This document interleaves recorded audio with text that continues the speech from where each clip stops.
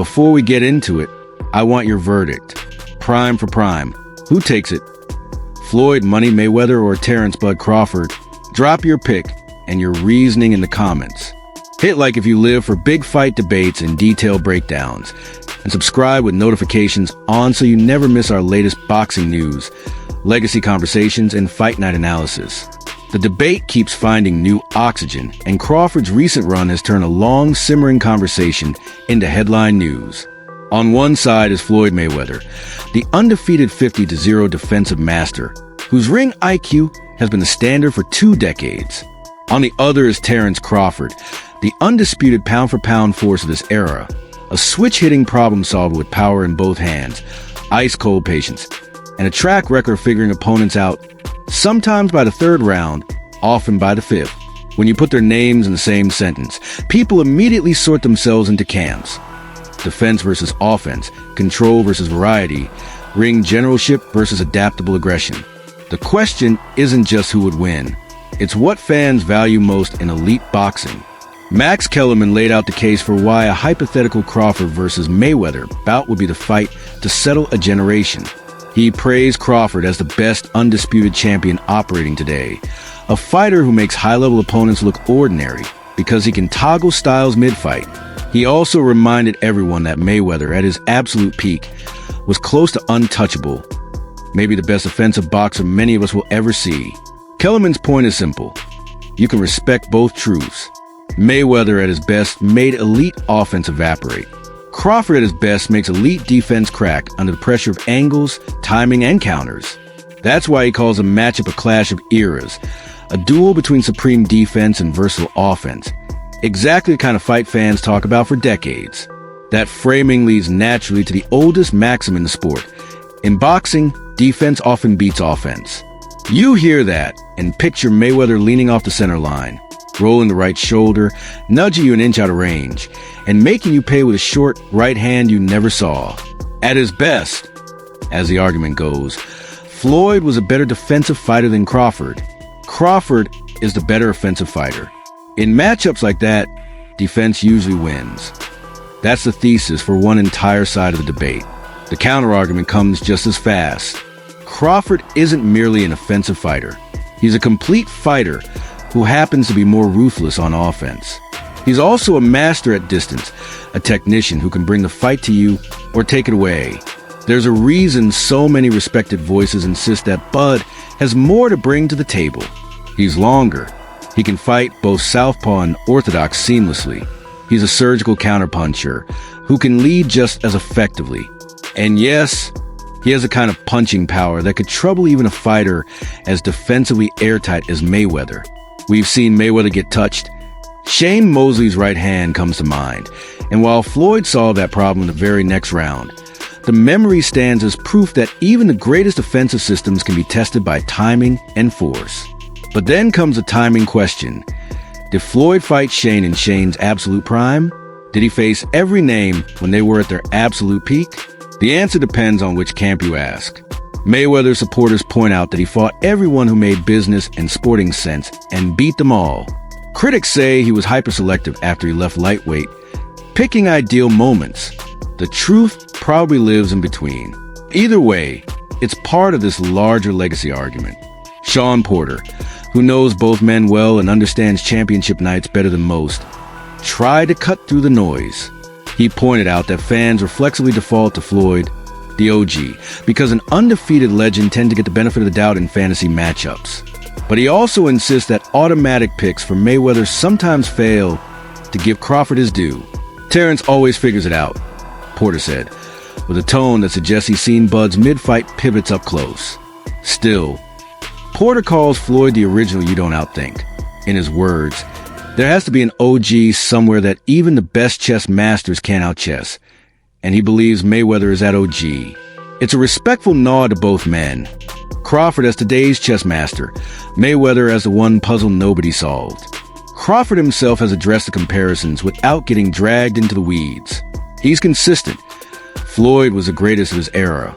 This is my era. There's no need to compare resumes or play fantasy matchmaker across decades. He's also knocked down the idea of chasing a 51-0 record just to pass Mayweather's number. "That's not something I wanted to do," he said.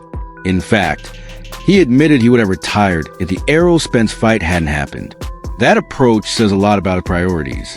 He cares about meaningful fights, not manufactured milestones. He isn't trying to beat Floyd by erasing Floyd. He's trying to build a different kind of legacy, one measured by undisputed runs in multiple divisions and by taking on the biggest challenges available in real time. Canelo Alvarez's perspective keeps circulating because it's unique. He shared the ring with both. He fought Mayweather younger, with constraints and inexperience that helped shape the result. He fought Crawford older and more seasoned, with all the knowledge a long career brings. When Canelo says, "I think Crawford is way better than Mayweather," you can hear the intake of breath across the sport. His reasoning isn't statistical, it's experiential. Everything, he said when pressed on what made Crawford so difficult. He has everything. If you believe the man in the ring knows best, that's as close to a definitive statement as you'll get. If you care about context, you note the different stages of Canelo's career in the two fights and keep the nuance. Crawford handled that with class. He acknowledged that Canelo's vantage point matters while reiterating that he doesn't build his own claims off someone else's resume. Mayweather was the best of his time. "This is my time." When asked why he didn't switch stances as much in the Canelo fight, something he's famous for, his answer was pure boxer logic. Why do something when something else is working? It's a revealing line. Bud's brilliance isn't the constant showcasing of the full toolkit. It's the ability to pick the right tools and do the job without waste. There was a lighter moment recently when Crawford was asked how to beat Mayweather and joked that you'd need 4 arms and 6 eyes. The message between the laughter was clear. Yes, he believes in himself, but he's also acknowledging how nearly impossible it was to solve Floyd's matrix when it mattered. That respect runs deep on both sides of this era divide. Chris Algieri tried to put a bow on the never-ending argument. He called it what it is, a barbershop debate with no final bell. Different opponents, different eras, different promotional realities. You can argue both sides with equal intensity and never reach a consensus that everyone accepts. And that's not just okay. It's part of what makes boxing fandom so rich. Algieri's bigger point is to appreciate the rare privilege of seeing the Floyd era, the Crawford era, and overlapping greatness from other pound-for-pound stars like Alexander Usyk in real time. We don't have to crown a single GOAT to value what we're watching. Robert Garcia's reaction to Crawford's win over Canelo was as practical as it gets. He picked Crawford by decision before the opening bell and explained why. He saw a talented, disciplined fighter who trained the right way for a huge challenge, a fighter motivated by critics who nitpicked the Matter-Mile fight at 154 as a sign of slowing down. Garcia said the move up 2 divisions created focus, not fear. He emphasized that Canelo is a beast and that picking against him is never done lightly. Crawford justified the faith by controlling tempo, by staying composed, and by producing the right answers in the championship rounds when judgment counts most. Teddy Atlas went deep into the details. He praised Crawford's calmness in the storm and his ability to see things a fraction of a second before his opponent. He pointed out how Bud's jab served as both yardstick and spear, building a fight that was as much about space as it was about exchanges. He drew a line between volume and efficiency. Canelo often firing single shots, Crawford stitching together 3-, 4-, 5-punch sequences that pivoted the action and punished attempts to reset. Atlas also stressed that context matters. Canelo was still learning when he fought Mayweather.